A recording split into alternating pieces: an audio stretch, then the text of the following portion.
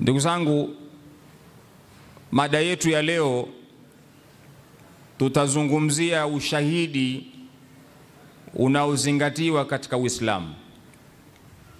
Ushahidi unaozingatiwa katika Uislamu. Kwa nini tumeamua kuchukua mada hii tuizungumze katika siku ya leo, kuifanya kuwa ndio mada? Tumeichukua mada hii siku ya leo kuifanya kuwa ndio mada kwa sababu ya baadhi ya mambo katika jamii tuliyokuwa nayo, watu kuweza kutoa ushuhuda au kuzungumza mambo ambayo kwa mujibu wa sheria za Kiislamu mambo hayo ni makosa kwa Muislamu kuyazungumza, na hasa pale ambapo itakapokuwa umekosekana ushahidi, mtu hana ithbati ya hilo jambo ambalo analizungumza kwa mtu.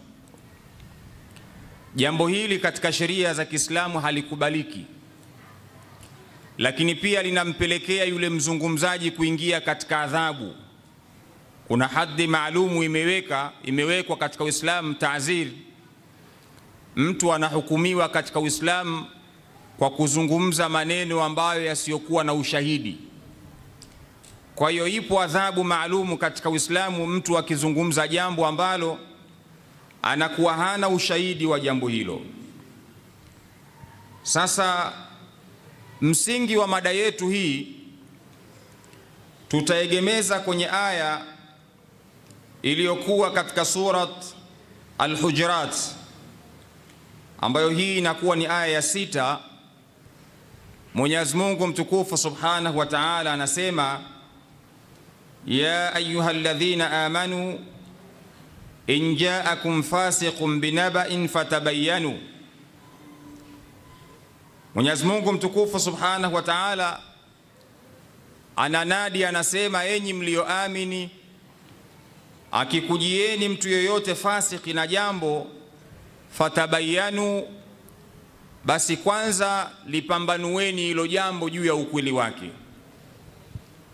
Na imekuja katika qiraa nyingine aya hii, watu wa Madina wanasoma ya ayyuhalladhina amanu in ja'akum fasiqun binaba'in fatathabbatu.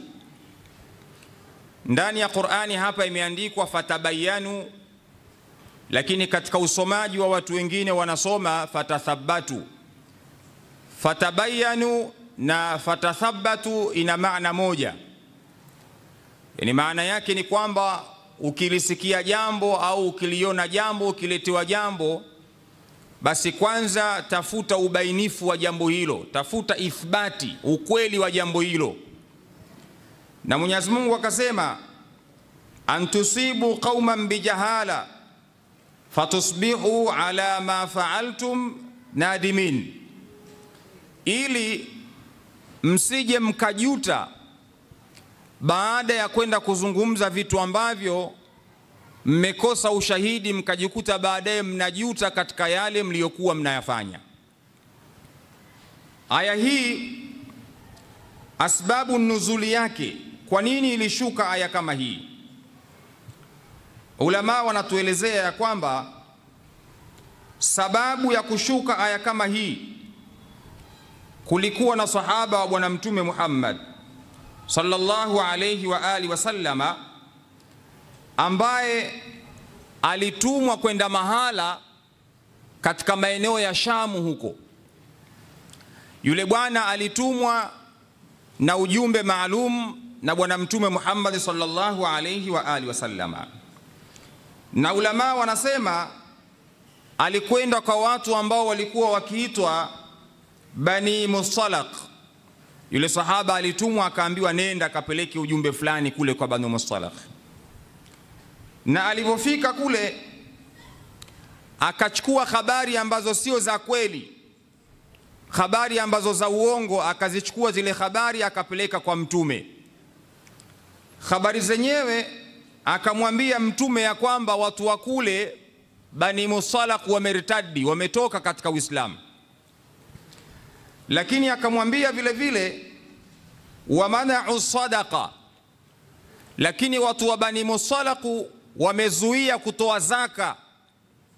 Yule sahaba aliyetumwa na mtume kwenda kupeleka ujumbe kule kachukua habari za uongo, kazileta kwa mtume, anamsimulia, anamwambia umenituma kwenda kule, lakini watu wakuu, lakini pia wanazuia kutoa zaka. Habari hizi analetewa bwana mtume Muhammad sallallahu alayhi wa alihi wasallam. Baada ya kuletewa habari hizi, mtume akaandaa jeshi maalum kwa ajili ya kwenda kuwapiga vita wale Bani Mustalaq, kwa sababu ni watu ambao wamertadi, lakini ni watu ambao wanakataa kutoa zaka au wanazuia zaka. Kwa hiyo mtume akaandaa jeshi kwa ajili ya kwenda kupambana nao. Kabla mtume Muhammad sallallahu alayhi wa alihi wasallam hajalituma lile jeshi kwenda kule, ikashuka hii aya, na ulama wanasema kabla ya aya haijashuka mtume akamtuma mtu mwingine kwenda kuthibitisha zile habari kama ni za kweli au sio za kweli.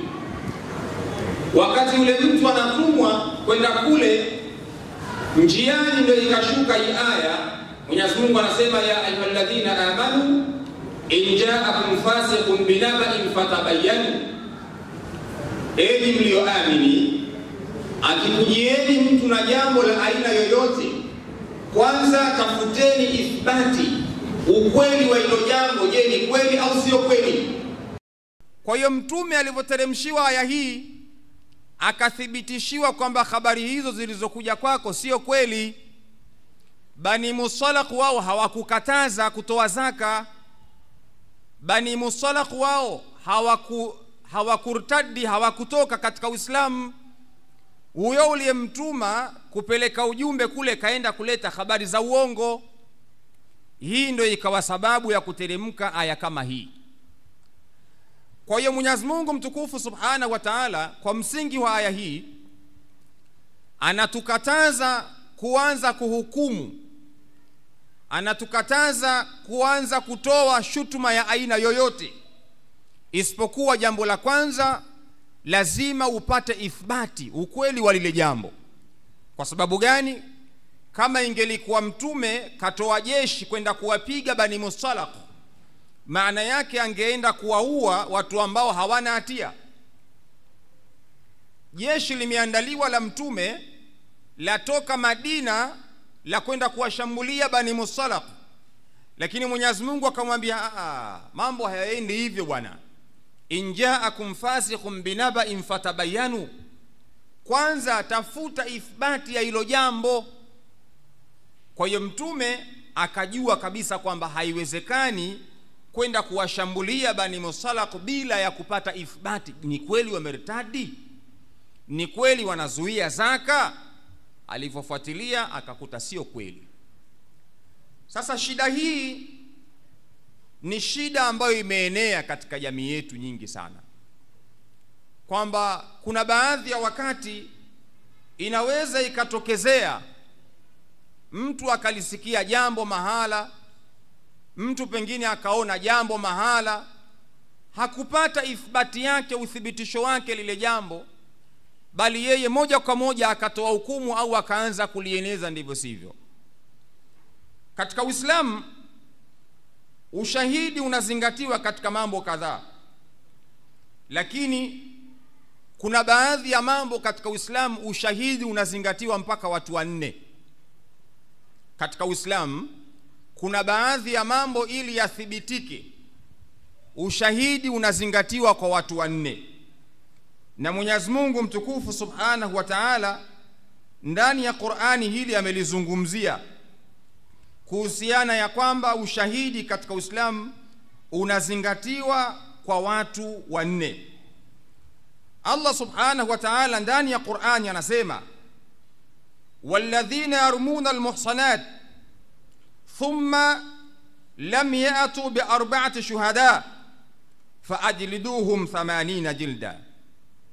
Mwenyezi Mungu mtukufu Subhanahu wa Ta'ala hapa anazungumzia wale ambao watakaokuwa wamezusha jambo pengine ukaenda ukamsingizia mwanamke kuwa amezini, au ukamsingizia mwanamume kuwa amezini, na ile zinaa ikawa haikuthibitishwa na mashahidi wanne, ile zinaa ikawa haikuthibitishwa na mashahidi wanne, hukumu yake wewe utachezea mijeledi kwa kuzusha jambo ambalo hauna ushahidi nalo. Lakini ikiwa una uhakika na una ushahidi, umemuona kwamba fulani anazini na fulani, basi wewe peke yako katika Uislamu hautoshelezi kutoa ushahidi. Hata kama umemuona fulani anafanya zinaa na mtu fulani, peke yako ushahidi huo katika Uislamu hauzingatiwi. Sheria inakutaka ikiwa umemuona anafanya zinaa, basi ukawatafuta watu wengine watatu, nao waje washuhudie lile jambo, wapatikane mashahidi wanne. Kisha ile zinaa yenyewe sio wale mashahidi wanne wamuone mtu anaingia gesti, hapana. Au pengine umemkuta mwanamke na mwanamume wamekaa kichakani mahala, hapana.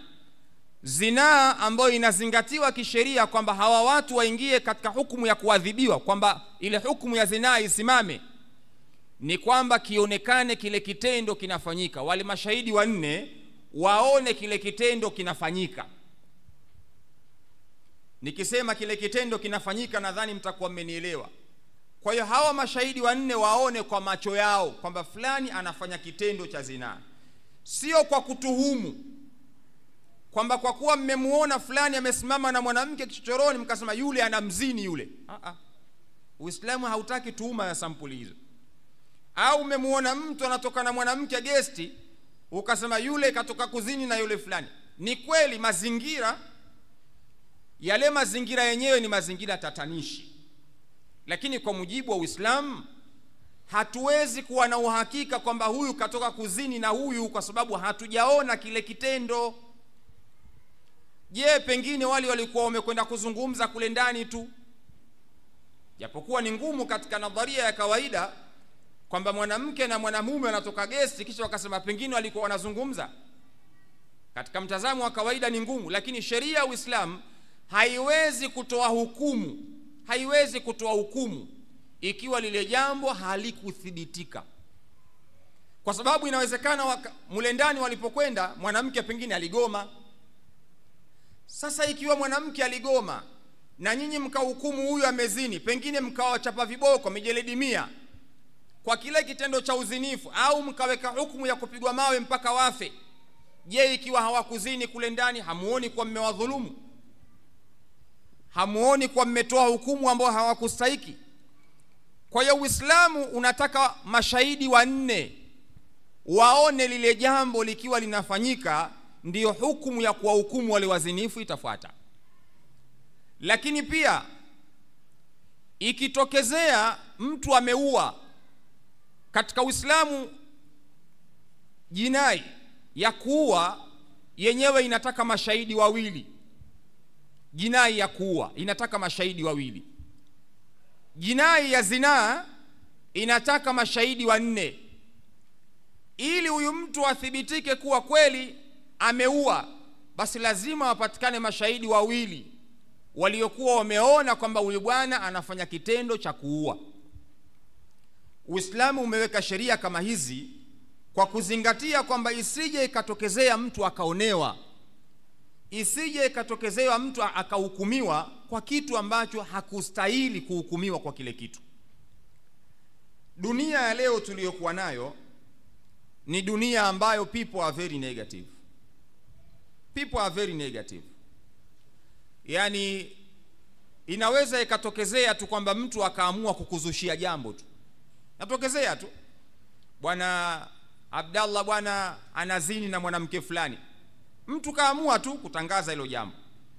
Au fulani bwana kafanya jambo fulani. Mtu kaamua tu kusema hilo jambo. Ndiyo dunia ya leo ilivyokuwa. Tena dunia ya leo uzushi umekuwa mwepesi zaidi.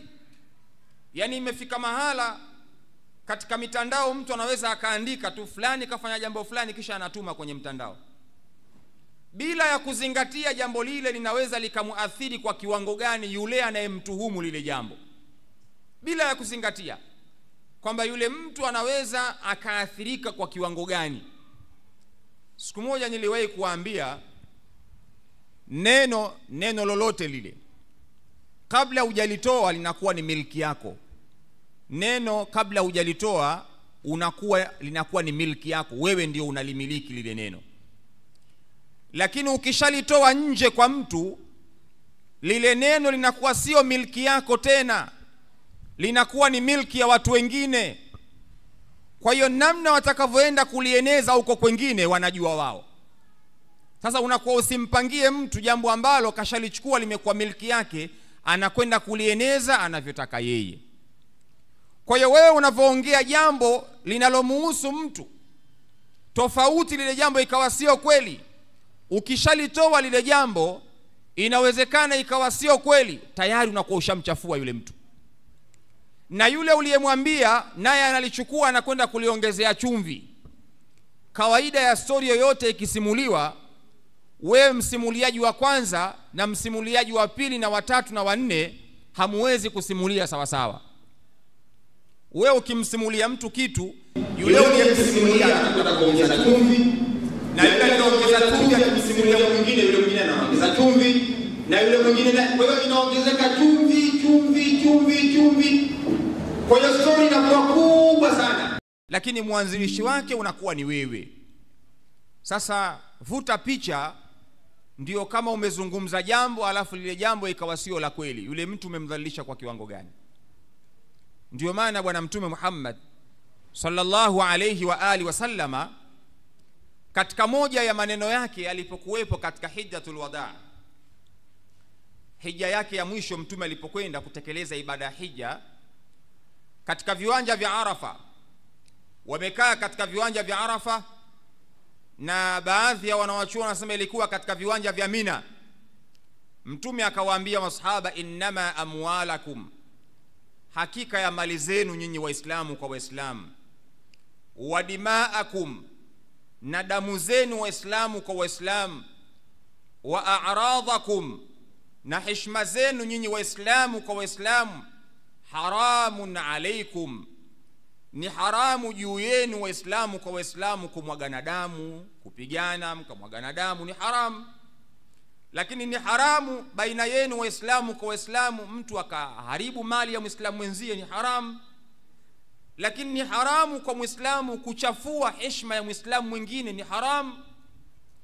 Tena Mtume akamwambia, ka hurmatin fi yaumikum hadha, kama ilivyokuwa haramu katika siku yenu hii ya leo. Maana yake ilikuwa katika siku ya hija, katika ibada ya hija. Akawaambia ni haramu kwa muislamu kuchafua heshima ya muislamu mwenzie.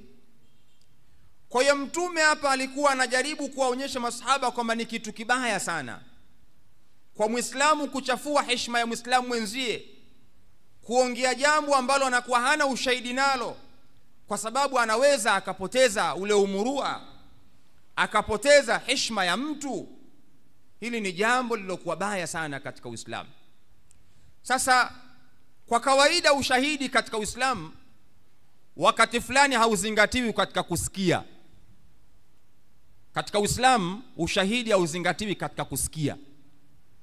Kwa mfano, mimi nikawa nimesikia jambo fulani, bwana Abdallah bwana amefanya jambo fulani.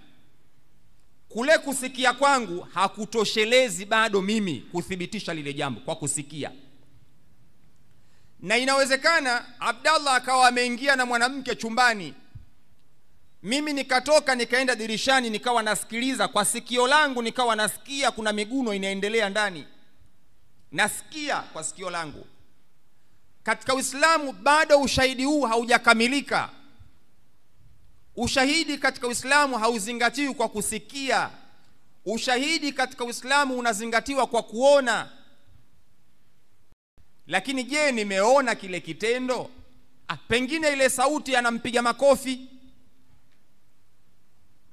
Inawezekana ile sauti anampiga makofi. Uislamu unataka kuona. Ushahidi katika Uislamu hauzingatiwi katika kuambiwa kwamba nimeambiwa na fulani. Ushahidi katika Uislamu hauzingatii hivyo. Yani kadhi hawezi kutoa hukumu eti kwa kuwa fulani ameambiwa, kwamba nimeambiwa na fulani huyu kafanya kitu fulani. Katika Uislamu ushahidi hauzingatiwi kwa kuambiwa. Katika Uislamu ushahidi unazingatiwa kwa kuona, sio kwa kuambiwa kwamba mimi nimeambiwa na fulani. Ukisema nimeambiwa na fulani, katika Uislamu kadhi anasema ni dismiss kesi, hapa kesi hamna, kwa sababu ushahidi hauzingatiwi katika hali ya kuambiwa. Kuna baadhi ya maeneo Uislamu unazingatia ushahidi katika kuona. Kwa mfano, katika ndoa, nguzo 5 za ndoa, moja wapo ni shahidaini adalaini, mashahidi wawili waadilifu katika ndoa, nguzo kuwa na mashahidi. Lakini wale mashahidi katika ndoa wana masharti. Shahidi katika ndoa lazima awe ni samiun, awe anasikia. Yule shahidi katika ndoa lazima awe anasikia. Akiwa kiziwi, yule shahidi anakuwa hafai. Lakini shahidi katika ndoa lazima awe ni basirun, awe anaona. Ukimchukua mtu ambaye ni mlemavu wa macho ukaenda kumfanya ni shahidi katika ndoa, ndoa hii inakuwa ni batil, kwa sababu huyu shahidi kakosa vigezo vya kuwa anaona. Lazima macho yake yawe yanaona. Kwa sababu gani macho yanatakiwa yawe yanaona? Ili siku akiletwa kwenye mahakama ya kadhi, akiambiwa toa ushahidi, wewe ulimuona huyu anamuoa, yule mtu aseme nilimuona anamuoa. Sasa ikiwa ni kipofu, akiulizwa ulimuona, asema mimi bwana sikuwa naona, nilikuwa nasikia tu. Sasa hajui kama ndio huyo aliolewa ama sio huyo. Ushahidi huu unakuwa uzingatiwi. Kwa hiyo kuna baadhi ya maeneo katika Uislamu ushahidi unazingatia kuona na kusikia, lakini katika ndoa. Lakini ushahidi wa kushuhudia jambo kwamba huyu kafanya hivi, katika Uislamu sharti yake ni lazima uone kwa macho yako, na sio peke yako, wawe ni watu 4 wathibitishe. Hivi ndio sheria ya Kiislamu inavyotaka. Lakini hukumu yake ni nini sasa kinyume chake? Ikiwa wewe umezusha jambo, lile jambo likawa sio la kweli, umekwenda umesingizia jambo lile ikawa sio la kweli, hukumu yake ni nini katika Uislamu? Hukumu yake, mtu ambaye ni mbea, manake lugha nyepesi ni mbea, mtu ambaye ni mbea akakamatwa kwa umbea wake, kueneza habari za uongo, katika Uislamu ulama wanasema kadhi atakuwa na khiari juu ya viboko vingapi huyu mtu apigwe. Kauli ya kwanza imekuja viboko 80, na kauli ya pili imekuja viboko 40, na kuna kauli ya tatu imekuja viboko 20.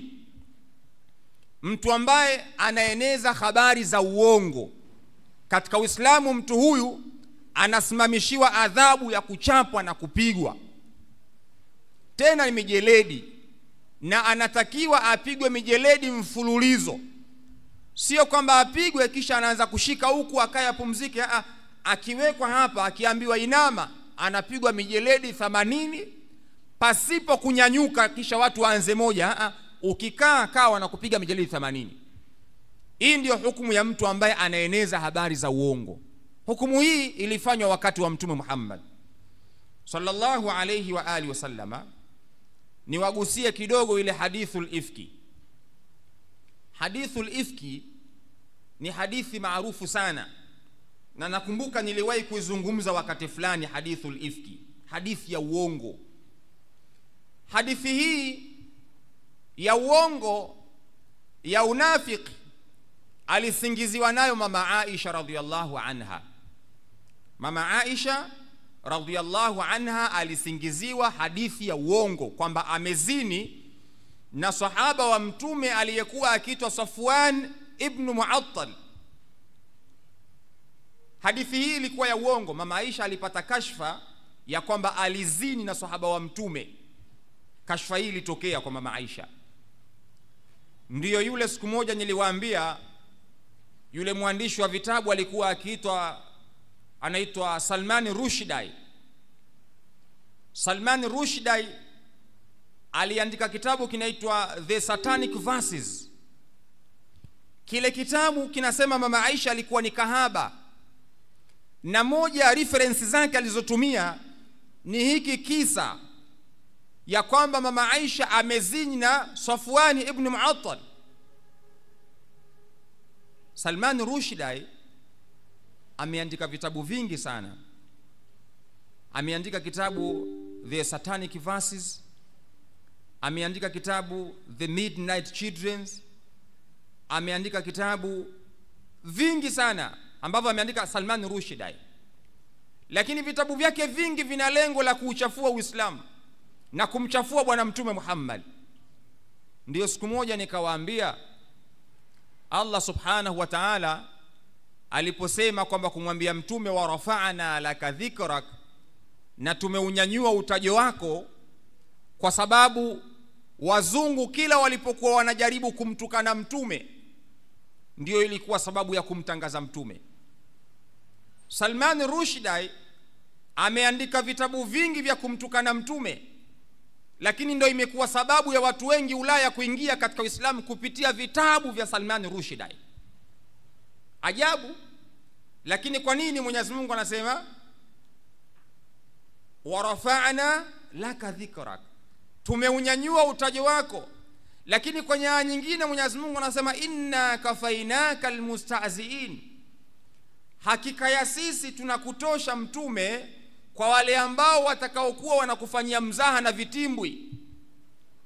Kwa hiyo kila aliyekuwa anamfanyia mzaha mtume, anamkashifu mtume, Mwenyezi Mungu alikuwa anamuhami. Yani mtume alikuwa anamuhami na mtu huyo. Hata katika zama tulizokuwa nazo, wale ambao wanaandika vitabu au wanatoa tuhuma za kumtuhumu mtume vibaya, Mwenyezi Mungu anamlinda mtume Muhammad. Lakini inakuwa ni sababu ya watu wengine kuingia katika Uislamu. Ukisoma katika elimu ya marketing, elimu ya biashara, kuna kitu kinaitwa word of mouth.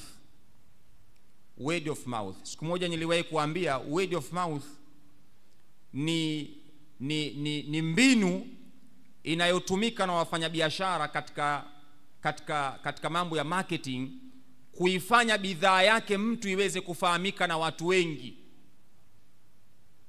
Niliwahi kutoa mfano siku moja nikawaambia, Valentine ya mwaka juzi 2022 2023 nafikiri, kuna hoteli moja inaitwa Serena Hoteli ilitangaza sikukuu ya Valentine kulala usiku mmoja milioni 20 kwenye hoteli ya Serena Hoteli pale, kulala usiku mmoja milioni 20.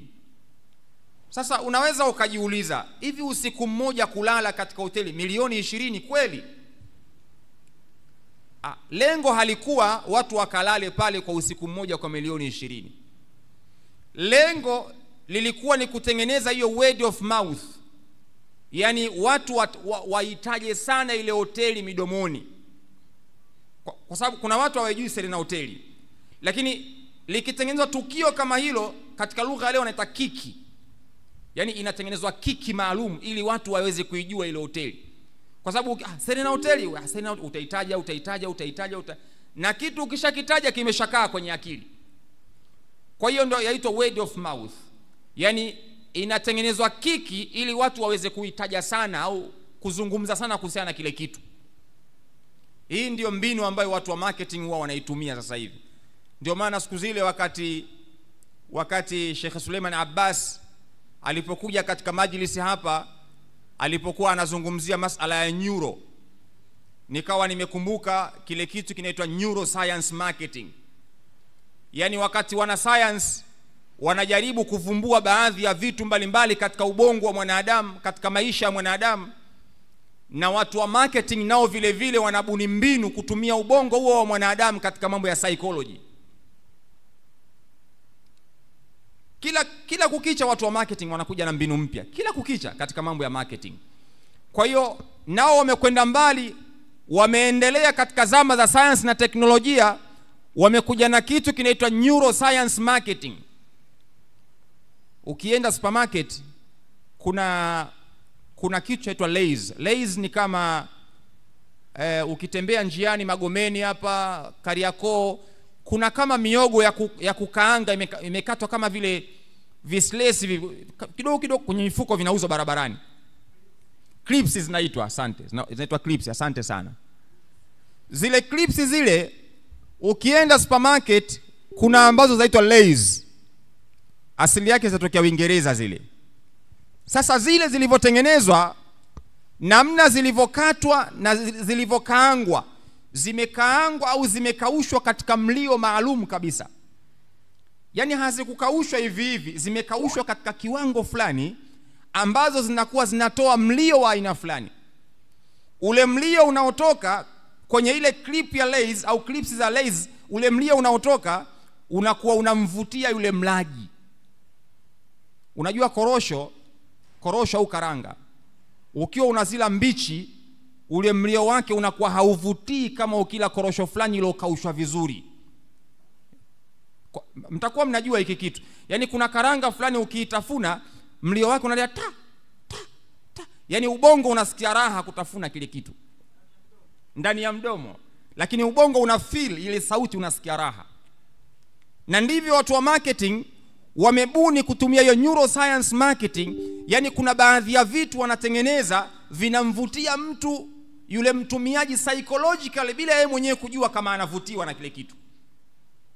Kama unavyoona rangi, yani wafanyabiashara, mtu akizindua brand yake, sio tu anachukua kila rangi anaweka. Rangi na yenyewe ina choice yake.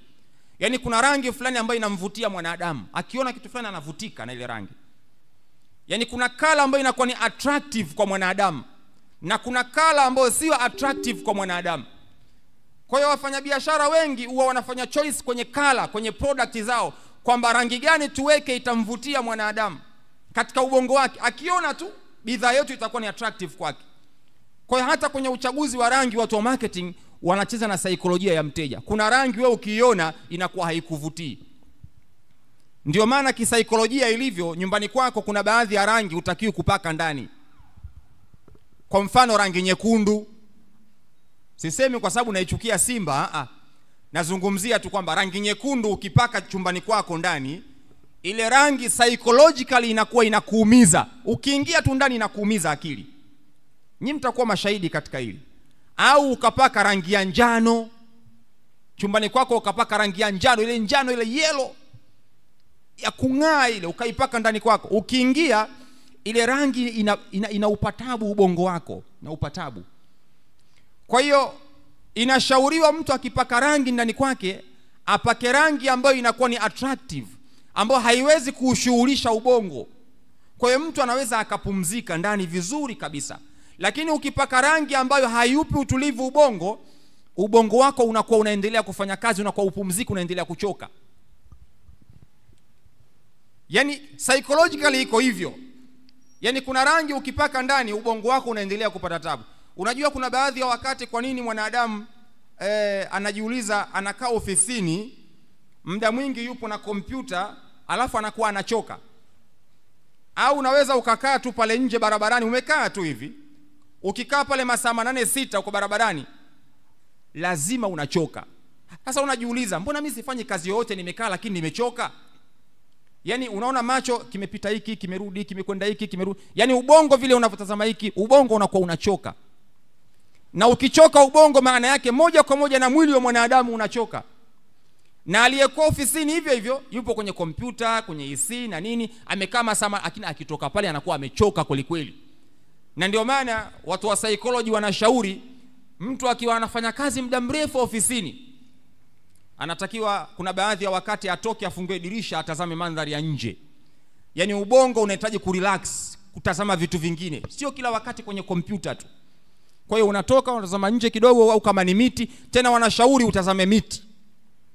Yani kile kijani kwenye miti na nini inaufanya ubongo unakuwa una relax. Kwa hiyo watu wa marketing umefika kwenye stage hiyo kwamba mpaka mlio wa kumvutia mlaji. Kwa hiyo ni neuroscience marketing inaitwa. Dunia imefikia hapo. Kwa hiyo kuna kitu kinaitwa word of mouth. Turudi kwenye katika mada yetu. Kuna word of mouth, yani bidhaa inatengenezewa kiki ili watu waweze kuijua. Ndio maana hata hapa mjini sasa hivi unasikia msanii akiwa na nyimbo yake atakaatoe, huwa anatengeneza kiki. Kiki, maana unasikia Diamond kaachana na Zuchu. baada ya siku 2 wameachia nyimbo. Lengo ni kutengeneza attention, kwa sababu kuna watu wanawafuatilia wale, kuna watu wanawafuatilia Diamond na Zuchu bwana, wapenzi bwana, na kuna watu wanapenda ile zinaa wanaoifanya, kuna watu wanapenda. Wakisikia wameachana wanaanza kufuatilia kuna nini, ugomvi nini. Siku 2-3 Zuchu na Diamond ndio wameachia nyimbo. Kwa hiyo lengo ni kutengeneza attention, kutengeneza word of mouth, ili waweze kupush ule wimbo wao uende. Ndio watu wa marketing wanafanya hivyo. Sasa wale ambao waliokuwa wanaandika vitabu Ulaya vya kumchafua mtume, wamejikuta wanamtengenezea mtume hiyo word of mouth, wakajikuta wanamtengenezea mtume kutajwa sana kwa sababu kila walivyokuwa wanamchafua. Wazungu wana kawaida moja, wazungu sio kama Waafrika.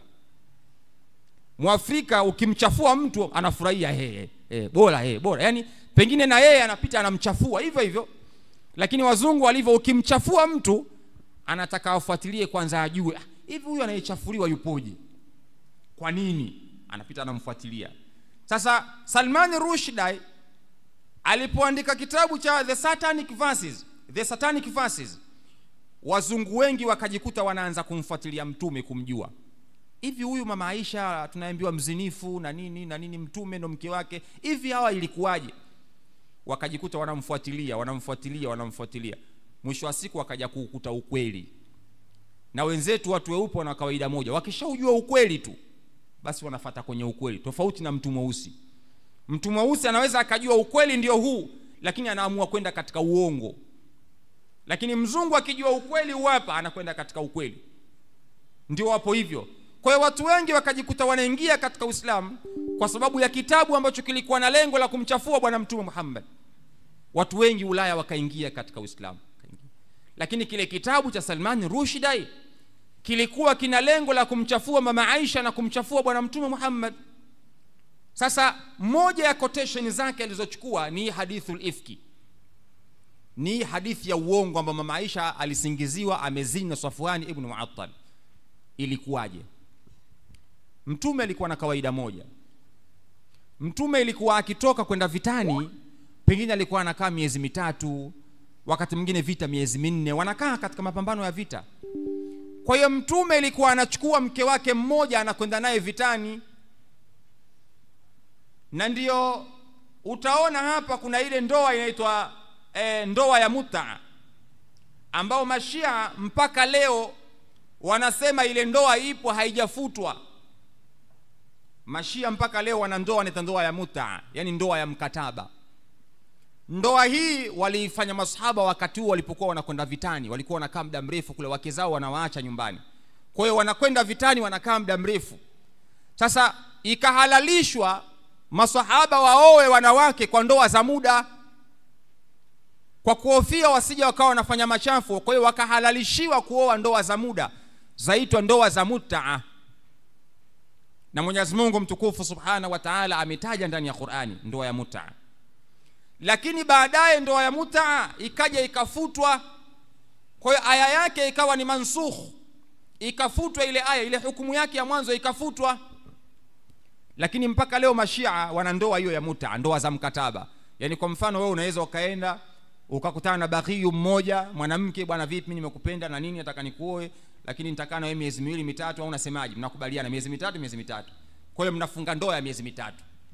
Ikiisha miezi 3 ndoa pale imekufa, inaitwa ndoa ya mutaa. Ndoa hizi zilifungwa wakati wa masahaba wakati huo. Mashia wanasema ndoa hizo hazikufutwa. Kwa hiyo mpaka leo Mashia ndoa hiyo wanayo, ndoa ya mutaa. Sasa mtume alipokuwa anasafiri alikuwa anachagua mke wake mmoja anasafiri naye. Kwa hiyo safari hiyo katika vita ilikuwa katika vita vya Khandaq, kitu kama hiko, vita vya Ahzab. Mtume akamchagua mama Aisha akasafiri naye kuelekea naye vitani. Wamepigana vita, masahaba wanarudi, mama Aisha yupo katika ule msafara. Kwa kawaida zamani katika misafara ya kivita ilikuwa yule mke wa mtume huwa anatengenezewa kijijumba hivi, yani ngamia anayekiwa kijijumba juu, kama unavyoona movie za Kikorea, kuna farasi nyuma kuna kitoroli. Na ndivyo ilivyokuwa wakati wa mtume hivyo, kwamba yule mnyama anayekewa kijitoroli au kijijumba hivi. Kwa hiyo mke wa Mtume anakuwa anakaa mle ndani. Wakati msafara unarudi, mama Aisha akabanwa na haja, akasimamisha ule mnyama. Yule aliyekuwa anaendesha mnyama akamsimamisha. Mama Aisha akashuka, akaenda kujisaidia mahala. Wakati alipoenda kujisaidia, msafara ule ukaamrishwa uondoke. Yule anaendesha ule mnyama akajua mama Aisha pengine kasharudi kwenye kile kijijumba. Kumbe mama Aisha alikuwa hajarudi. Kwa hiyo msafara ukaondoka, mama Aisha akaachwa pale njiani.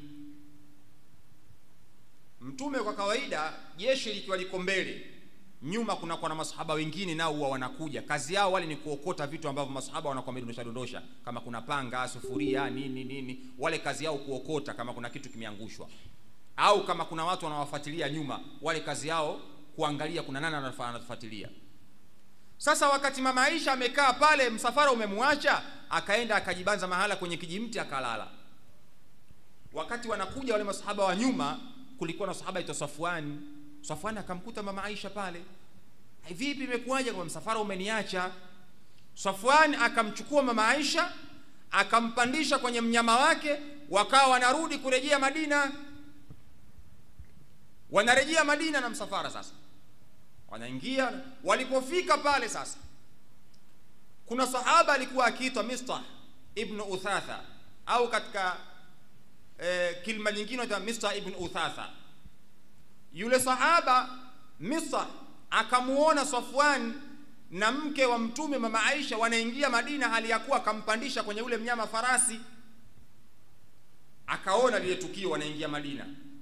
Na kwa kawaida mtu akiwa ametoka safari anakuwa amechoka. Yule Mistah akawa amemuona mama Aisha aliyakuwa amechoka sana na ule msafara. Mistah akatoka akaenda kueneza habari kwamba jamani, mama Aisha nimemuona na Mistah na Safwan wametoka kuzini. Nimemuona mimi mama Aisha na Safwan wametoka kuzini. Yule Mistah akazichukua zile habari akampelekea mtu mmoja alikuwa akiitwa Abdullah ibn Ubay ibn Salul, ambaye kwa lugha yake nyingine au kwa kilima yake nyingine au kwa jina lake nyingine anaitwa Raisul Munafiqin. Huyu ndo alikuwa mpishi wa majungu ya kumkashifu Mtume. Abdullah ibn Ubay ibn Salul alikuwa ndo raisi mpishi wa majungu. Na watu hawakosekani, yani kila mahala katika jamii kuna kuwa na watu hao, ndio mtu anakwenda mpishi wa majungu, yani majungu yote huwa yanaanzia kwake. Hata kwenye majumba ya ibada hivyo kuna kuwa na mtu kazi yake ni kupika majungu tu yeye, kama alivyokuwa wakati wa Mtume Abdullah ibn Ubay ibn Salul. Kwa hiyo habari zikamfikia huyo Abdullah ibn Ubay ibn Salul, zikamfikia habari. Baada ya kumfikia habari akaanza kuzieneza sasa. Jamani, mama Aisha kazini, amezini na nani? Na Safwan. Habari zikaenea Madina nzima ile. Sasa itakuwaje jamani? Mtume zikamfikia habari kwamba bwana Safwan kazini na mke wako. Mtume akajisikia vibaya sana. Habari zikamfikia Abubakari. Abubakari ndio baba wa Aisha. Abubakari akajisikia vibaya sana. Habari zikamfikia Safwan.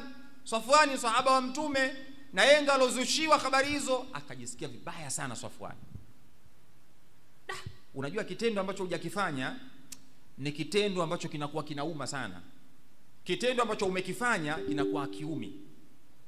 Yani unaweza ukawa unakataa lakini katika nafsi yako hakikuumi sana.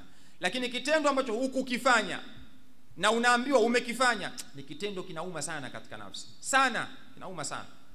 Kwa sababu unaona sikufanya kisha ametokea mtu anakuambia umefanya. Safwani hili limuumiza sana. Ikabidi sasa habari zile zikaenea mji mzima wa Madina. Abubakari akatoka akaenda kumfuata binti yake. Na Mtume akamchukua mama Aisha akamrudisha kwa Abubakari. Kwa hiyo mama Aisha akarudishwa nyumbani kwa baba yake Abubakari. Na nyinyi mnajua urafiki wa Abubakari na Mtume Muhammad. Mpaka Abubakari kamuoza binti yake Mtume. Urafiki wao ulivyokuwa mpaka Mwenyezi Mungu anawataja ndani ya Qur'ani, anawazungumzia. Abubakari anamwambia binti yangu, wewe umezini. Wewe ni mke wa Mtume, kwani unazini? Mimi sijazini mimi. Anakataa mama Aisha. Mtume anamfuata Aisha anamwambia, ikiwa mke wangu umezini fastaghfirillah, mtake msamaha Allah subhanahu wa ta'ala, watubi ilai, natubia kwake. Mama Aisha anamwambia mimi sijazini, anakataa sijazini, lakini kitendo kile Mtume Muhammad hakukifurahia na hakuwa na raha. Hakuwa na raha Mtume, maisha yake akawa kwenye wakati mgumu sana. Kwa sababu gani? Hata wewe sasa hivi usikie mke wako anatembea na mtu mfani katembea na mke wako, utojisikia raha. Kuna mtu mmoja nimeona kahukumiwa juzi na mahakama kifungo cha maisha, kahukumiwa kunyongwa jela. Yule bwana alimchukua mke wake, alimkatakata vipande, alafu akachukua magunia ya mkaa akamchoma yule bwana. Kamchoma kama baniani mpaka unaona kabakia majivu. Alafu kachukua wale majivu akaenda akafukia kwenye migomba huko. Yule bwana alipokuwa bedui kafanya hicho kitendo. Mwisho wa siku ikaja kupelelezwa kosa ni nini. Yule bwana ulikuwa ni wivu wa mapenzi. Yule bwana kulikuwa na rafiki yake mmoja, kumbe ndiye alikuwa akitembea na mke wake. Kwa hiyo adhabu yake yule bwana akamchukua mwanamke kamchoma kama mkate, kama nyama inavyochomwa. Yule bwana hajabakisha kitu, kahukumiwa juzi kunyongwa. Sasa kitendo cha mtu kusikia anatembea na mke wako inauma sana sana, na ndio moja ya vitu vibaya sana mtu kutembea na mke wa mtu. Hichi kitendo kibaya sana. Kama kuna mtu anafanya kitu kama hiki aache mara moja, lakini atambue kwamba albirru la yubla wadhambu la yunsa, i'malu ma shi'ta kama tadin tudan. Unapofanya ndivyo utakavyofanyiwa. Wewe unakwenda kuzini na mke wa mtu, unakwenda kumchukua mke wa mtu. Hivi wewe mtu akichukua mke wako utajisikiaje? Ni nani kati ya sisi hapa atapenda aziniwe mke wake? Nani? Kuna anaipenda? Hakuna. What goes around comes around. Unachokifanya wewe kwa mke wa mtu na mke wako nao watu watafanya hivyo hivyo. Kama sio wewe, mwanao atakuja atafanywa hivyo hivyo. Yeye atakuwa na mke wake, mwanao watu watakuja watamzini yule mwanao. Vyovyote vile. Yaani manake karma ni kwamba unachokifanya wewe kama haukulipiziwa wewe, kizazi chako kitakuja kulipiziwa kile ulichokifanya. Kwa hiyo Mtume ilimuuma kibinadamu kwamba kusikia kaziniwa mke wake. Kweli tendo kinauma sana, kinauma sana. Siku moja mtu mmoja aletea kesi, kanambia shekhi, mimi mke wangu na mtu namuona huyu bwana tunaswali naye anazini na mke wangu. Tupo huko kweli, kwamba shekhi anazini na mke wangu. Hiyo hali imefikia hivyo, anazini na mke wangu. Nifanyeje shekhi? Yaani mtu namuona anatetemeka hivi. Nifanyeje shekhi? Na ukisikia wanaume wakati mwingine wanaua ni kwa sababu ya wivu wa kimapenzi. Wivu wa kimapenzi. Matukio mengi tunaona ya watu kuua, wanajeshi wanauana wakati mwingine. Ndio maana katika moja makosa ya jinai jeshini, unafukuzwa jeshi moja kwa moja ni kutembea na mwanamke wa mwanajeshi mwenzio. Hiyo haina excuse jeshini. Hakuna excuse. Hakuna. Yaani moja kwa moja wewe kazi una. Sababu ni kitendo kibaya kutembea na mke wa mtu. Sasa kuna watu wana kawaida hiyo ya kutembea na wake za watu, wapo. Kuna watu wajuba, yani mtu haoni raha mpaka atembee na mke wa mtu. Haoni raha mpaka atembee na mke wa mtu. Sasa Mtume habari hizi zikamuuma sana. Habari hizi wanafiki wakatumia njia hiyo kumchafua Mtume. Habari zikaenda Mtume akawa anachafuliwa, Mtume akawa mpaka kuna baadhi ya wakati atoki ndani, anakaa ndani tu kimya. Na kipindi hiko wahyi ulikuwa umekata kushuka kwa Mtume. Wahyi ulikuwa umekata kushuka kwa Mtume. Kwa hiyo Mtume alikuwa hana wahyi wowote mpaka pale Allah subhanahu wa ta'ala alipoamua sasa kuja kumteremshia Mtume wahyi kumuelezea tukio lile kuwa sio la kweli. Mwenyezi Mungu akaleta aya maalum kuja kuelezea kwamba Mtume tukio hilo sio la kweli, huyu aliyezusha alikuwa ni mnafiki. Mwenyezi Mungu anasema innal ladhina ja'u bil ifki usbatun minkum, hakika ya wale ambao wanaozusha habari za uongo ni kundi katika miongoni mwa makundi yako Mtume. Kwa hiyo Mtume anaambiwa hao waliozusha habari hizo ni katika miongoni mwa masahaba zako, ni waongo. Lakini Mtume akaambiwa la tahsabuhu sharran lakum bal huwa khairul lakum, lakini usihesabu kuwa ni shari, hiyo itakuwa ni kheri kwako. Hao wamekutangaza kwa uovu, lakini itakuwa ni kheri kwako hiyo. Hapa kuna somo tunalipata hapa. Kuna wakati mtu anaweza akawa anakuchafua. Kuna wakati mtu anaweza akawa ana lengo la kukuchafua, lakini lile lengo lake la kukuchafua Mwenyezi Mungu anaweza akalibadilisha likawa ni kheri kwako. Inawezekana hivyo. Kwa sababu Mwenyezi Mungu hapa anamwambia mtume, la tahsabuhu sharran lakum bal huwa khairul lakum. Usihesabu kuwa hiyo ni shari, hesabu kuwa hiyo ni kheri. Kwa hiyo kuna wakati mtu akikuchafua na wewe una uwezo wa kujitetea, muachie Allah. Mwenyezi Mungu atakutafutia makhraja. Kwa sababu gani? Mwanadamu akiamua jambo lake, akiamua ni kuchafue, una uwezo wa kujitetea? Una uwezo wa kujitetea. Mwanadamu akiamua kukuchafua, una uwezo wa kujitetea.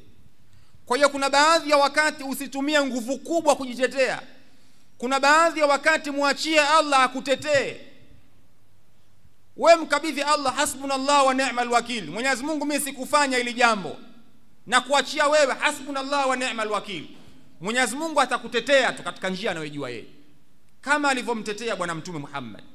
Mtume hakuhangaika kwenda kuambia watu jamani, sio kweli sio nani, na usihangaike kujitetea. People are very negative. Sheikh Alfani juzi wakati wa somo la riba alikuwa anaelezea katika vitu ambavyo Muislamu anatakiwa apambanie. Katika vitu ambavyo Muislamu anatakiwa apambanie, cha kwanza ni heshima yake. Ipambanie heshima yako. Ipambanie heshima yako. Cha pili, mali yako natakiwa upambanie. Ukishajua hii ni mali yangu, pambanie mali yako. Kwa hiyo heshima inapambaniwa. Heshima ya mtu inapambaniwa.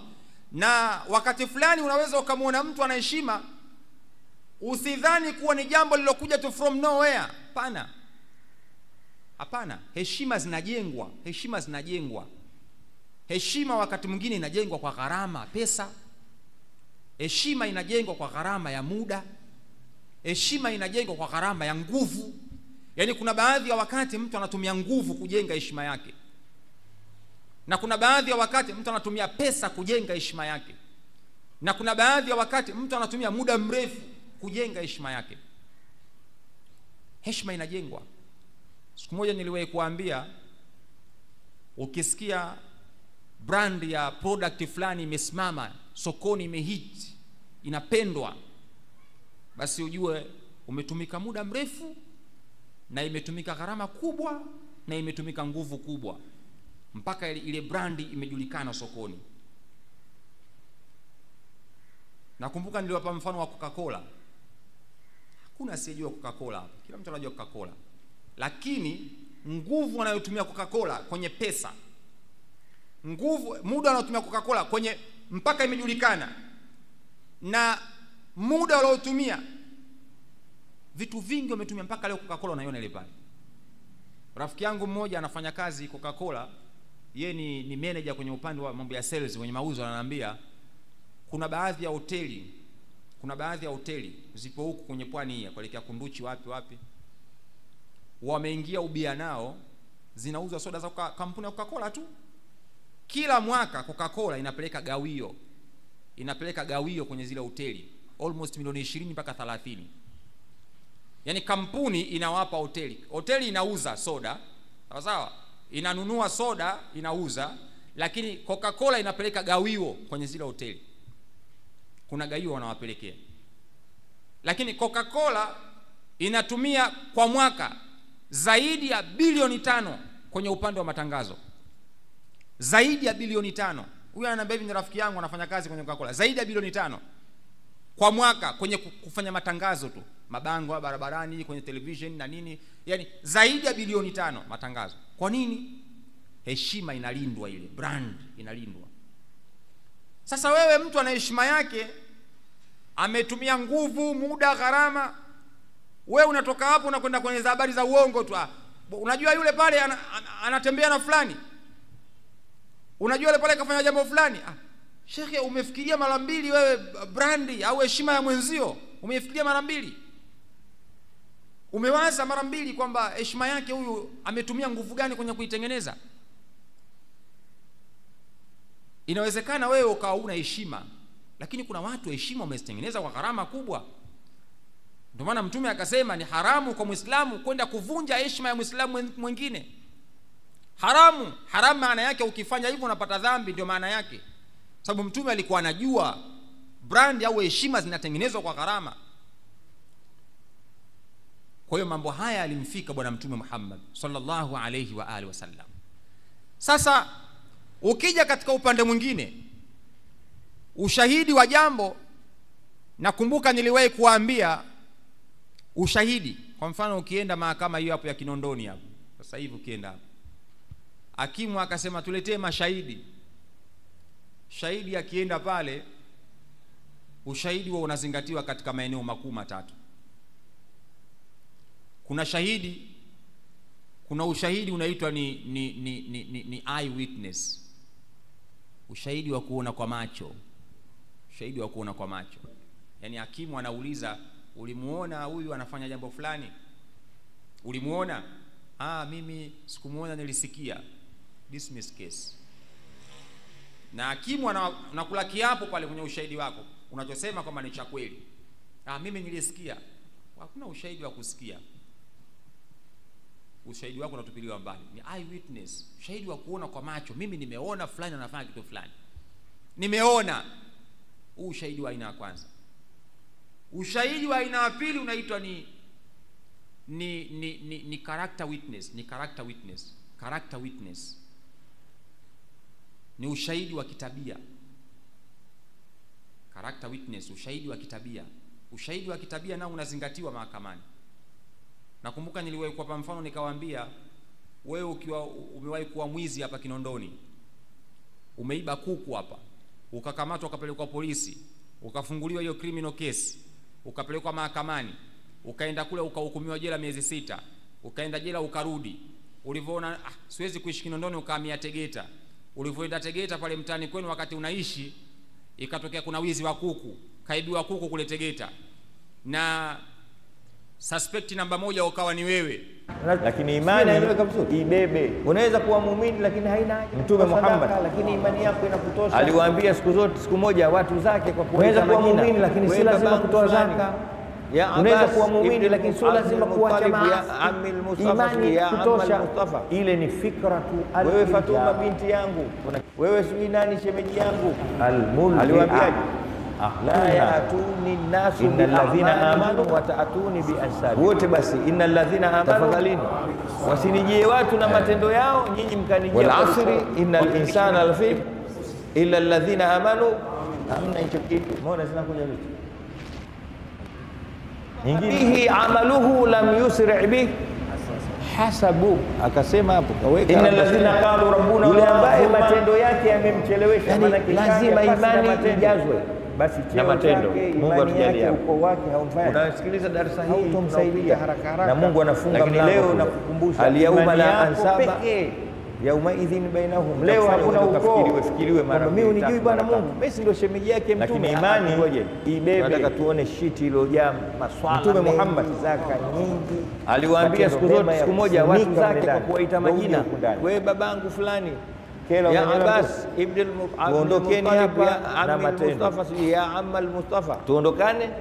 Wewe Fatuma binti yangu, Abu Dharr siku al-Muslim kamwambia Mtume nimesilimu. Aliwaambiaje? Mtume akamwambia sawa, nimekuelewa umesilimu, lakini jadili a'malihim wa ta'atuni bi ansabi. Likarafati vizuri jazi lako, fa innal bahra, wasinijie watu na matendo yao, nyinyi mkanijia kwa ukirefu.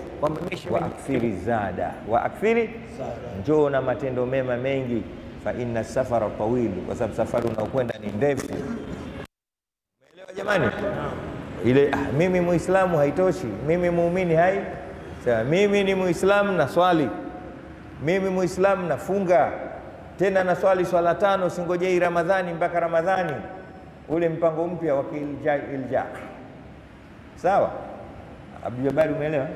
Na kutaja isije ukagoma kesho kuja darasani akina Ibrahim na Musa na Adam. Sawa. Mungu akamaliza kusema fa'aridh anhum, wapuuze. Lakini kupuuza huku kunakuja baada ya kuwa ushawaambia Tanguliza kuwalingania watu, tanguliza kuwanasihi watu, kuwapigania waingie katika dini. Ikiwa tena ndio yote unayofanya wao hawataki, basi fa'aridh anhum, muachie Mungu mambo yao. Ndio wapuuze hii hapa fa'aridh anhum wantadhir, nasubiri ahadi ulioahidiwa. Wantadhir, anaambiwa Mtume Muhammad, subiri ahadi ya malipo yako ya kazi ya utume. Innahum muntadhirun, hakika na wao ni wenye kusubirishwa ahadi yao ya moto. Sura inaisha kibingwa, fa'aridhu anhum, wapuuze, achana nao. Wantadhir, na subiri ahadi ya malipo yako kwa kuwalingania sawa sawa. Maanake unaweza kuwalingania watu na wasikutii. Usidhanie kwa kutokutii wewe upate. Wewe madamu ushasema na ukatumia njia zako zote. Polisi wakija pale, kuna kitengo katika polisi kinaitwa watu wa forensic wanaitwa. Yaani kuna kitengo maalum kinakuja, kazi yake ni kuja kuchunguza kwanza huyu amekufa kwa kitu gani. Kuna kitengo maalum polisi, watakuja wale watu wa forensic, huyu kafa kwa kitu gani kwanza. Chukua ile maiti, wanakwenda kuifanyia uchunguzi. Wakishaenda kule itafanywa postmortem. Postmortem utafanyika uchunguzi wa kitaalamu kwa kina, kisha itakuja ripoti maalum ya kitaalamu kwamba huyu amekufa gesti, alikula vidonge vya Viagra, kwa hiyo akawa anaingiana mwanamke, pressure ikawa kubwa na nini na nini. Na wataalamu hawa wamekwenda mbali zaidi, kwa sababu kuna watu wanaitwa watu wa pathology. Yaani kuna fani maalum katika udaktari, mtu anakuwa ni pathologist. Yaani pathologist alivyo, akija akichukua mwili wako wewe ukifa ghafla sasa hivi, pathologist anaweza akauchunguza mwili wako, akaupasua pasua, akajua mpaka kuna mshipa mdogo kwenye moyo ulibana, ndio maana umekufa. Pathologist huyo. Yaani akienda kukaa akifanya postmortem, akianza kupasua mwili wako kutafuta nini kilikuwa. Maana wakati mwingine postmortem inapelekea mpaka maiti inachanwa, inapasuliwa. Huwa wanaingia mpaka kwenye bandama, wanaingia mpaka kwenye maini, wanaingia kwenye, yaani kuna vitu wanakwenda wanaangalia wenye, wanajua kwamba huyu kafa na kitu fulani, kafa kitu fulani, kalishwa sumu, huyu kapigwa, huyu kafanya hivi. Wanajua kwamba ikiwa kapigwa kitu fulani kitaathirika, ikiwa ni pressure kitu fulani kitakuwa kimeathirika, ikiwa ni jambo fulani, ikiwa ni vidonge, ikiwa ni sumu, wanajua. Sasa kuna watu wa pathologist hao, huyu ni pathologist, anakuja anakupekua, kisha anaandaa ripoti maalum. Huyu bwana alimpiga kofi ile alipigwa shavuni. Baada ya kupigwa shavuni pakatokea pengine aina fulani ya maumivu. Yale maumivu akapelekea mshipa fulani ukabana. Ule mshipa ulipobana damu ikawa, yani anatoa maelezo moja baada ya nyingine. Alafu ule unakuwa ni ushahidi mahakamani. Ukienda kule mahakamani, hakimu anaonyesha ushahidi, ndio huu ushahidi wa kitaalamu, ni expert witness. Ushahidi wa kitaalamu unazingatiwa mahakamani na wenyewe. Kama unavyoona mtu akibaka, mtoto akibakwa, yani yasipite masaa 24 baada ya kubakwa tu, pale pale ithibitike. Maana daktari aende achukue zile mbegu, athibitishe na patikane mbegu kwamba ni huyu kweli, mbegu zake huyu alobaka ni huyu kweli. Ikishapita nje ya masaa 24 ushahidi ushapotea tayari. Na ndio maana unakuta watu wengi wanabaka, alafu mwisho siku wanatoka yani mwanasheria akisimama kumtetea anaweza, kwa sababu ndani ya masaa 24 ule ushahidi wako ushapotea. Ile mbegu inakuwa tena haiwezi kujulikana kwamba ni ya huyu au sio ya huyu,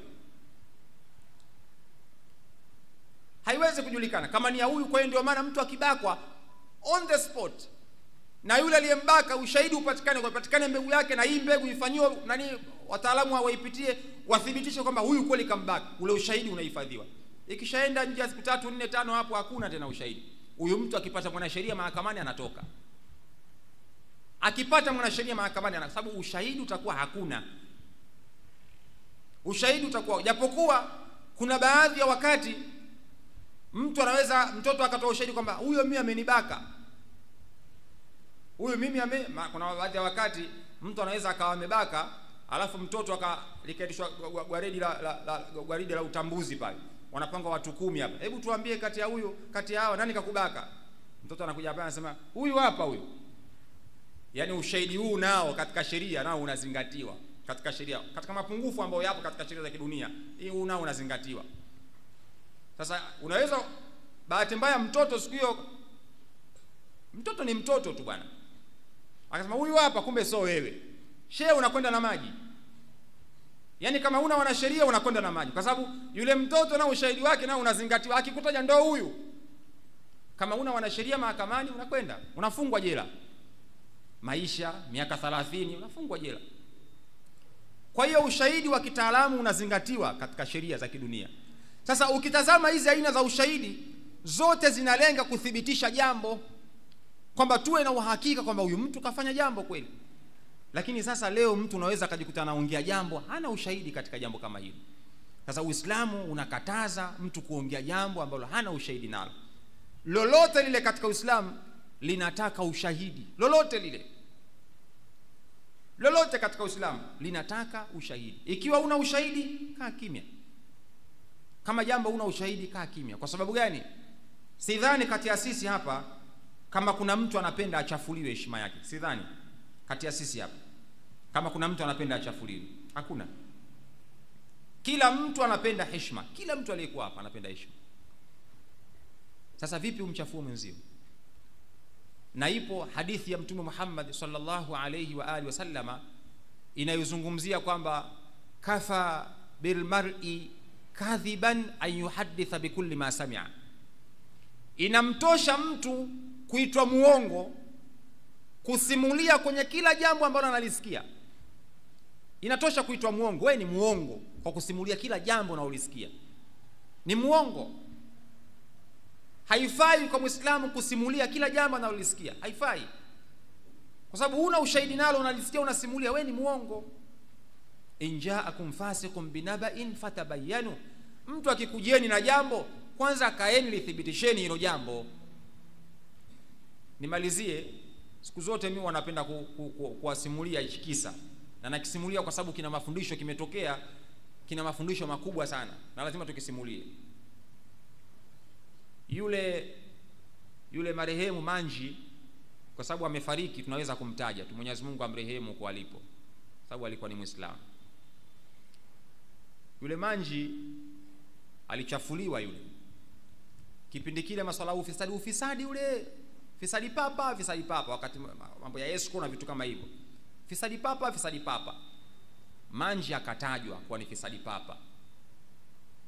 Alipotajwa Manji kwa ni fisadi papa, bwana mmoja alikuwa anaitwa Mengi, mkurugenzi wa IPP, naye amefariki. Mengi akaitisha press conference na waandishi wa habari.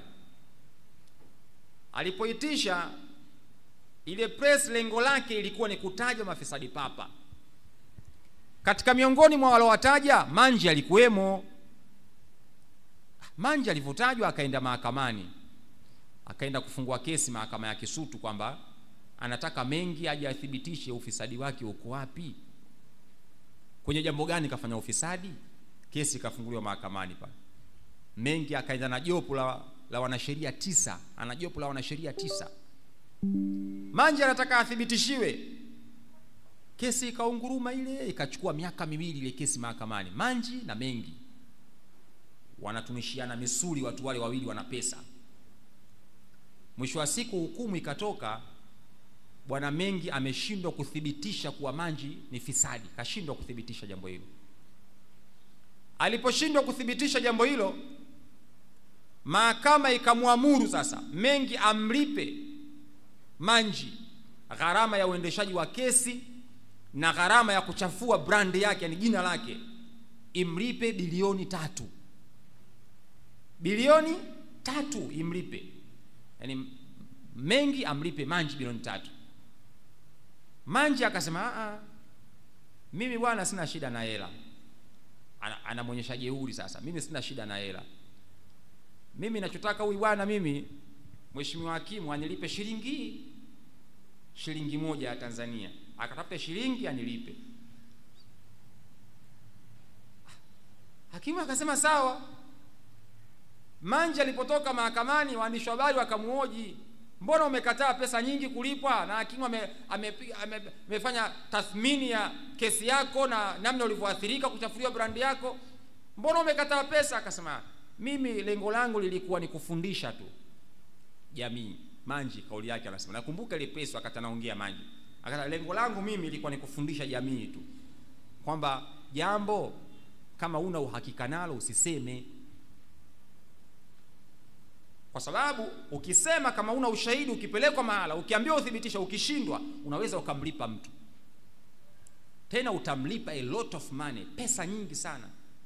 Yani kwa mfano sasa hivi toke mimi umenichafua, sasa bwana Shabani bwana kafanya kitu fulani, alafu nikakujua wewe ndio umenichafua, mimi nikaenda mahakamani nikataka athibitishe huyu mimi nimefanya hichi kitu.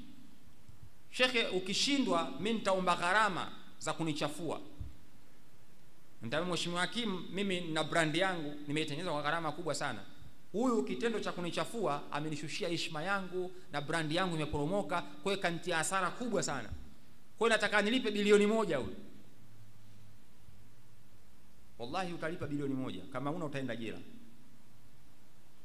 kama una utaenda, kwa sababu umezungumza kitu una ushahidi nacho. Maskini ya Mungu, nilimuona mtu mmoja hapa juzi kati anaitwa Mwijaku. Yule Mwijaku ule chawa kamchafua yule Masudi Kipanya ule, huyu hivi muuza unga na Masudi Kipanya bwana kaenda mahakamani, anataka alipo bilioni 5, na yule Mwijaku ana nyumba yake mwenyewe anasema ina thamani bilioni 1 na milioni 300. Watu wakasema sasa hii nyumba itauzwa alipo Masudi Kipanya, kwa sababu Masudi anasema anataka akathibitishe huo unga mimi nauza wapi. Bwana ilikuwa chonde ile Masudi Kipanya, watu chonde bwana, chonde ndio kuwa uwe mshike bwana. Akasema basi bwana nimemsamehe, lakini ilikuwa ngoma mahakamani, akathibitisha wapi nauza unga. Sasa mwisho wa siku unaweza ukaongea jambo afu ukaja ukajuta hivi kajuta kwamba haifanya jambo mimi, sababu ukiambiwa uthibitishe huna ushahidi. Sasa hii tabia imeenea kwa Uislamu, hii tabia ipo na watu wanafanya hivi vitendo katika jamii, na mimi kila siku naendelea kukemea hili jambo. Tusiwe wepesi wa kuzungumza mambo ambayo hatuna ushahidi nayo.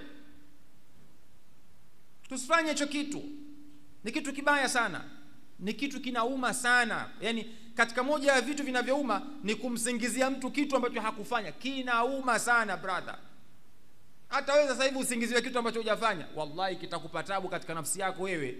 Yani yani utakuwa yani mimi yani huyu yani hivyo ndio unakuwa unaishi hivyo, inauma sana. Bora wewe umefanya, kama hujafanya inauma sana. Sasa hili Mtume amelitazama katika jicho la tatu. Ukiwa umeona jambo uwe na ushahidi nalo, na ushahidi wa peke yako hautoshi, mashahidi wale 4.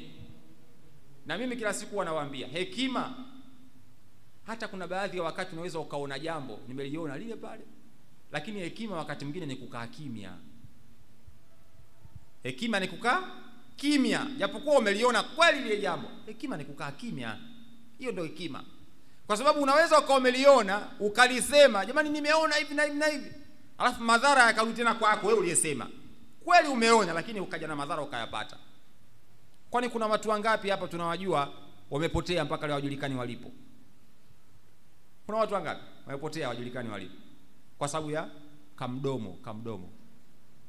Kuna mtu mmoja kwenye TikTok anasema kamdomo, kwa sababu kweli umeona na unaona, lakini kaa kimya. Kuna mambo mengine sio ya kusema, mdomo huu umeponza kichwa, nakaa kimya, unaacha ile jambo liende kama linavyoenda kimya, utoathirika na chochote.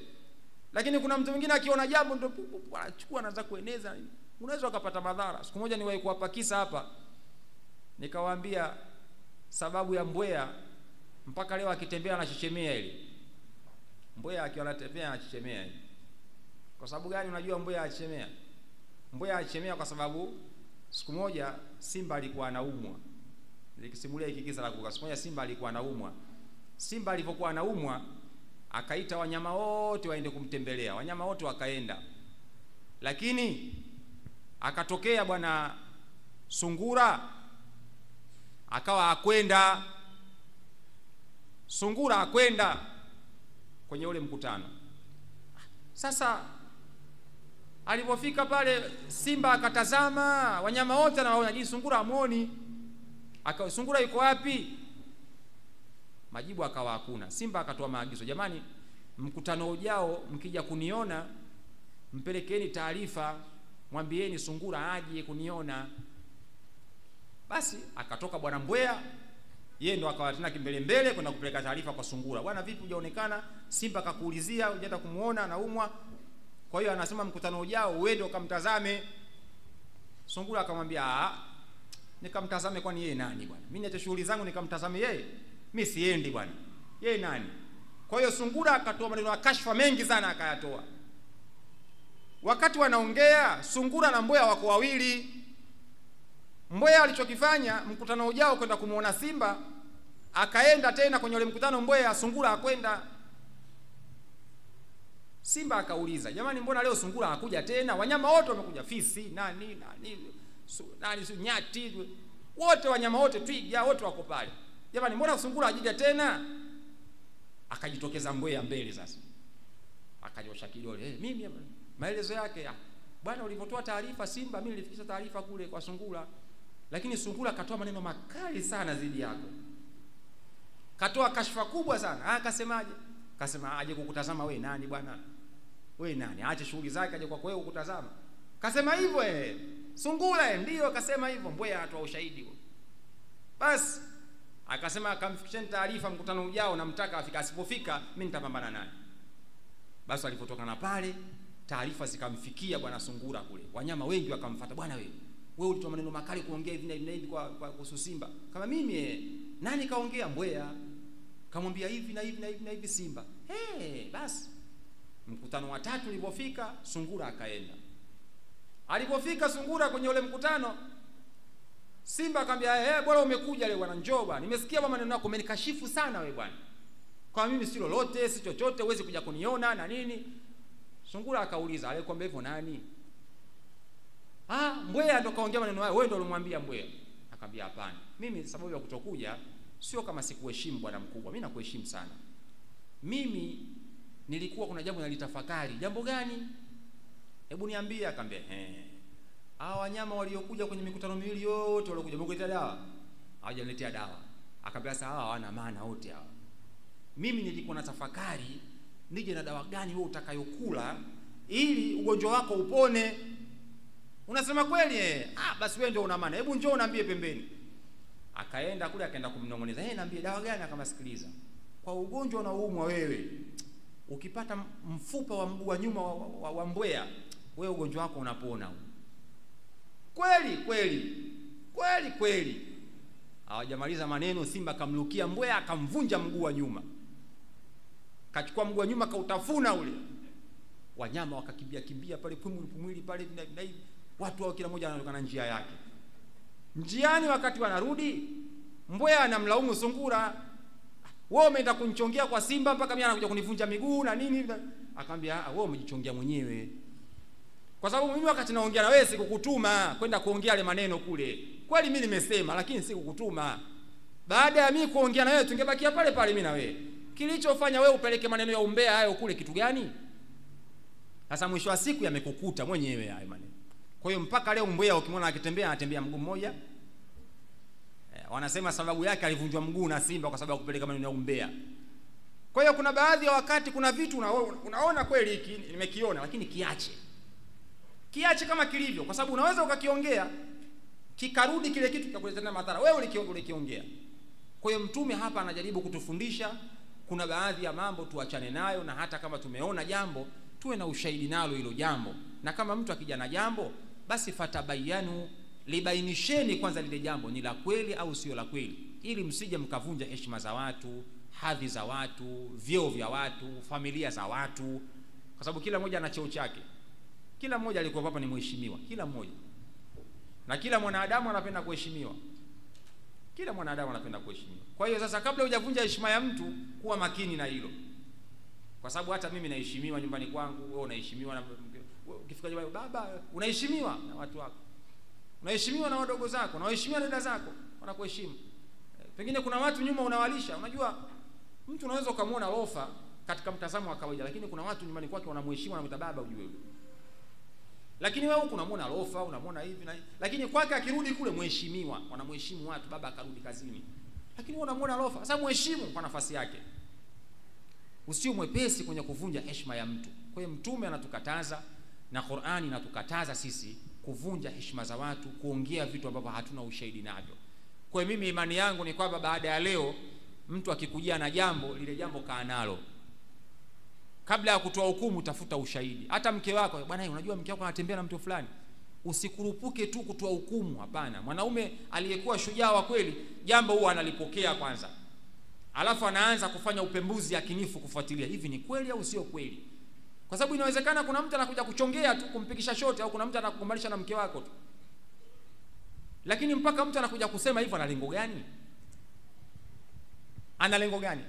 Unajua, hata mimi nikute mke wako anatembea na mtu kule sehemu, nimewakuta hivi na hivi, mimi siwezi kuja kukwambia, mimi siwezi kusema, siwezi, kwa sababu najua wewe unaweza ukachukua hatua ya kumwacha mkeo, lakini kule kuna watoto. Mdomo wangu mimi utakuja kuwapeleka watu waishi maisha magumu wale, kwa sababu wewe utamwacha mke wako, ugomvi na nini, wanawaathirika watoto. Kwa mdomo, kwa umbea wangu mimi nakuja kuvunja familia. Kwa hiyo kwa maslaha ya kuilinda familia, mimi sisemi. Hata nimkuta atoka guest kule, najua ile mke wako, nakaa kimya, kwa sababu najua nikisema wewe unaweza kufanya maamuzi, ima unaweza ukamwacha, ima unaweza ukamuua. Ukimwacha familia yapata tabu, chanzo ni mimi. Kwa hiyo mimi nakaa kimya. Siku Mwenyezi Mungu atakayoamua kukubainishia, mwenyewe atakubainishia. Kwa hiyo kuna baadhi ya mambo yaacheni kama yalivyo. Kukaa kimya wakati mwingine katika Uislamu ni bora zaidi katika baadhi ya mambo. Unaangalia lipi lenye madhara nafuu, kuna akhafu dhararain, lipi lenye madhara nafuu, mimi kusema au kukaa kimya? Ukiona kukaa kimya ndio kuna nafuu, kaa kimya. Kaa kimya, kwa sababu unaweza ukavunja ndoa ya mtu akamuua mtu. Tena kuna siku moja shafika tu, unajua fulani mtu anatembea na mke wako fulani, kitu kibaya sana hiko, usifanye Muislamu kwamba unajua fulani anatembea na mke wako. Mtu anaweza akatoka hapa na bunduki akaenda akampiga, akatoka na nyundo aenda akampiga. Kwa hiyo kuna mambo kaa nayo, hata kama na rafiki yako unajua kuna kitu anafanyiwa, ni bora ukaamua ukaona siku wanaingia mahala, ukama bwana, hebu nenda sehemu fulani, nenda kathibitishe kuna jambo fulani, atoke mwenyewe aende. Sio wewe utoke unajua fulani anatembea na mke. Hapana, bora mwenyewe aone, sio wewe ukawa ndio sababu. Hicho kitu ni kibaya sana, kwa sababu kuna watu huku nyuma wanapata tabu kupitia mdomo wako wewe.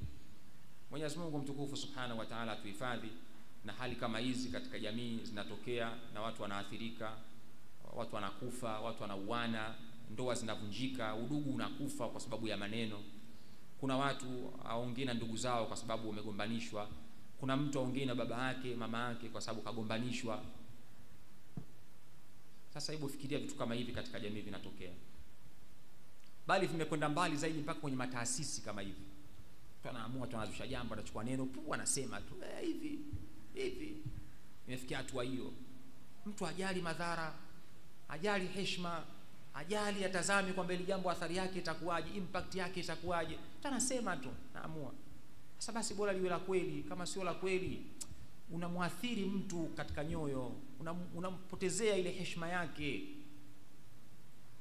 Kwa hiyo leo nimeamua inshallah kulizungumza hili ili tuweze kupata mafundisho hayo kutoka kwa Mtume, lakini tuchuje maneno yetu, tuchuje ndimi zetu, tuchunge maslahi mapana, tuangalie vitu vya kuvizungumza, tuangalie vitu ambavyo havipaswi kuzungumza katika jamii, ili tuweze kuishi kwa amani na kuheshimiana na kuchunga heshima za watu katika jamii, kwa sababu kila mmoja ana heshima yake, kila mmoja ana utu wake.